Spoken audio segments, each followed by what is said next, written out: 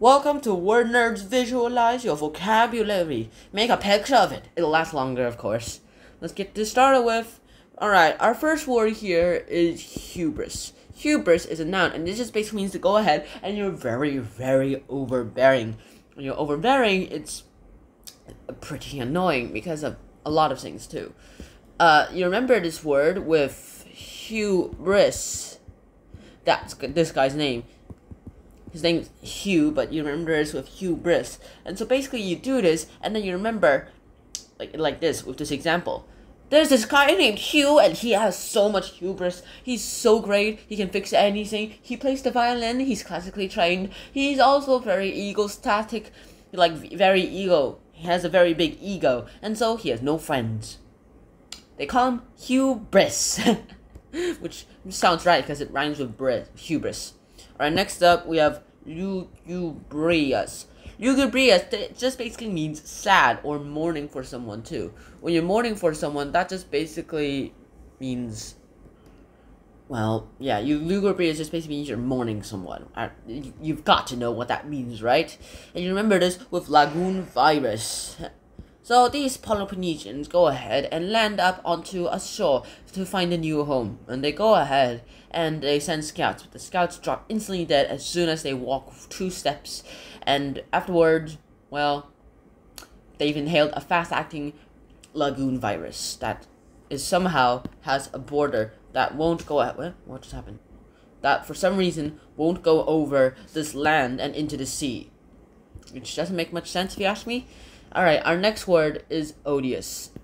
Odious is an adjective. Odious is an adjective, and this just basically means to be very abominable. To be like, you're very annoyed, you don't want to do this, that kind of thing. And you remember this with, oh yes. So you are in the no fear competition! And with that, your turn. Well, you and one contestant remains, and so your job now is to go ahead and eat a bunch of blood clots and mealworms in less than 2 minutes. I can eat the blood clots, but I can't eat the mealworms. Next thing that happens is that his response is, oh yes, and his opponent's response is like, I can't believe I'm going to do this. I hate you guys in this stupid darn show, but I'll do it anyway because I need the cash. Next up, we have slough. Slough is a verb, and this just basically means to go ahead and you're discarding something. So you realize you are pretty bad at things, and you are a pretty big hoarder. So you get the organizer, guru, Sloughman, into going ahead and figuring out what to discard, what to keep, and what to go ahead and turn into treasure. Treasure, thrift shop. Yeah, that's terrible if you ask me. Next up, we have incessant.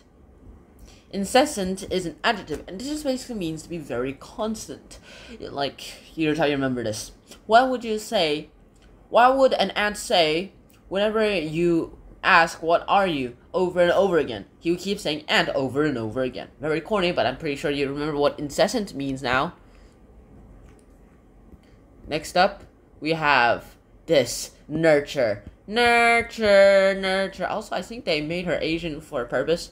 Nurture. Now, there's this girl in school who has a very, very good, who is very good at it. In fact, she has like 5 million IQ, and so she finds the honor classes very, very boring.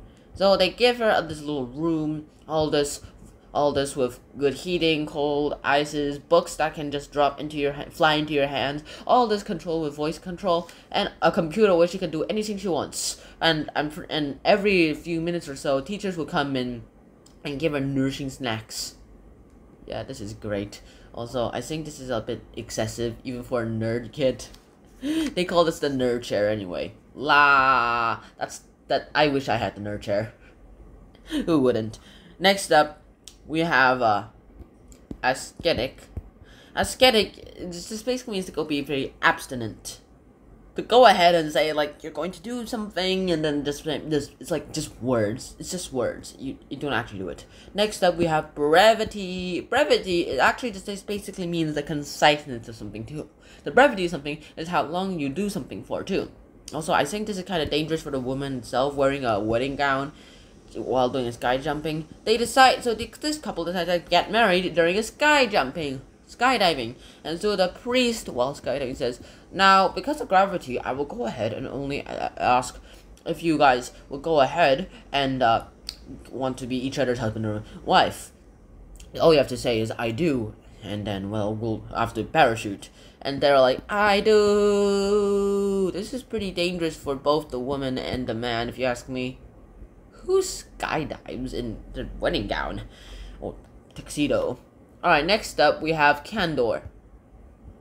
Candor is a noun, and this basically means honesty. So there are these condors, by the way, that's actually what the birds are called, condors, who go ahead, found some roadkill. He's taking a big bite out of it and telling his friend, "Hey, come on, man, there's so much food.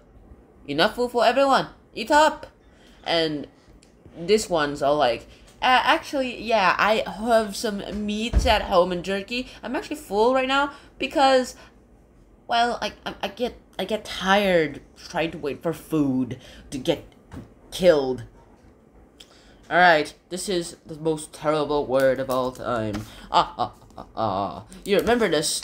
This is called despot. Despot is a noun, and this just basically means a dictator. Now, this dictator, of course, is pretty terrible and great, but at the same time, I don't think he's supposed to be a good ruler, too.